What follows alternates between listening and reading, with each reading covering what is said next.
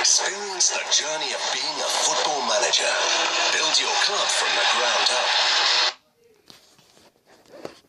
Welcome back to Winners and Losers, the show that looks at the highs and lows from around world football this weekend. I'm Joe, and as ever, I'm joined by Patrick. And our first winner this week is Zinedine Zidane, who in his debut Classico got a 2-1 win away at the Camp Nou. He's the first Real manager to do that since 2007.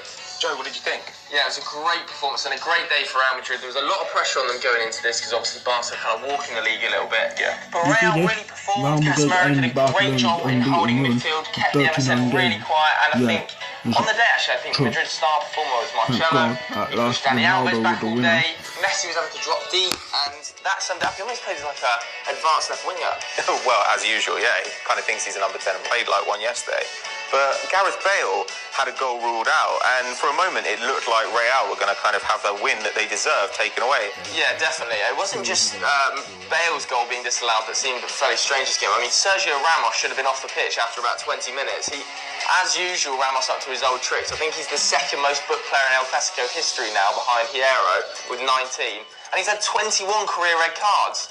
I mean, that is madness. In terms of bans, that's over a season in bans. How he's managed to get to the level he is with a record like that is outrageous. Well, when you're sliding into a challenge and you've already got your hands up apologising before you make contact, this is not a good sign. Yeah, it was also a very good day for Cristiano Ronaldo, of course, because there's been a lot of chat recently, hasn't there, that he's kind of slipping away.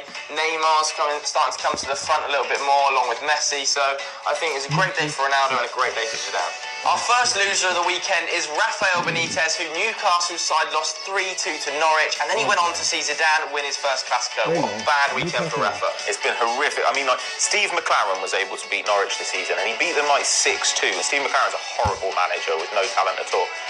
But this is now the worst away streak that Newcastle have had since the 70s. They've lost 8 on the trot away from home.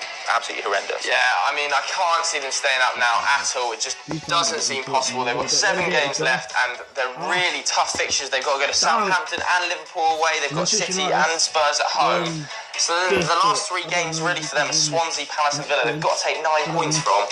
And even then they'd only get to 34 points, which probably isn't enough to stay up. So Newcastle look like they're gone.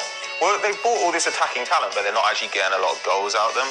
So they've got like 9 from Wijnaldum, they've got 8 from Mitrovic, and everybody else is kind of just like bumbling around in the penalty box, producing nothing. Yeah, and you talk about this attacking talent they've bought. Surely they're just going to get picked apart in the summer, especially down the Championship. The likes of Shelby, he's not going to be staying. Wijnaldum is never going to be playing Championship football.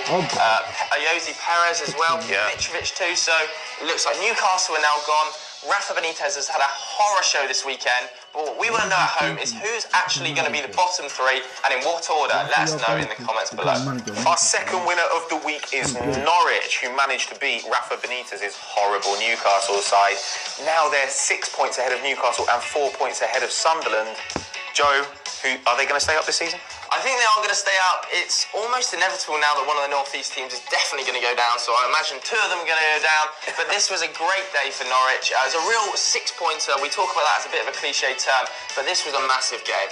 This was Alex Neil's probably one of his defining games at Norwich, and it's all gone well for him, really. Since he's arrived, he's taken him from the bottom of the Championship into the Premiership. They've stuck by him. We've seen a lot of managers get sacked, the likes of Sherwood, people like that, and it hasn't worked for teams like Aston Villa. But for Norwich, sticking with one manager looks like it's going to pay off. But they've got Palace away next, and then they've got Sunderland at home. And if they win those 2, they'll go to 37 points, and that might well see them home. Like you say, 6 points gets them to 37.